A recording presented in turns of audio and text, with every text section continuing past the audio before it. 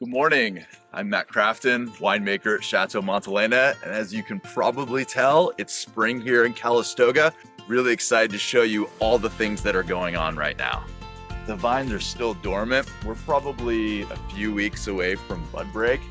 Spring's still an incredibly busy time for us out in the vineyard. The crews are finishing up pruning right now. They're tying down canes, essentially setting the stage for what will be an incredibly successful 2025 growing season. We're also super busy in the cellar. We're getting the first peek at our 2024 Cabernets that we harvested back in September and October.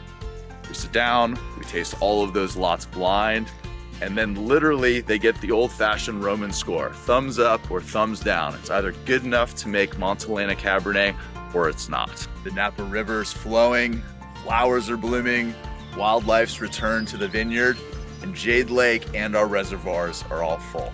Spring is one of my favorite times of year, not the least of which is because of this beautiful weather. If you haven't visited Montelena, now's a great time to come and visit. If you're a member, reach out to us to make your reservation as time slots definitely fill up. We'll look forward to keeping you updated on the 2025 growing season. Follow us on social media or visit us on montelena.com to learn more.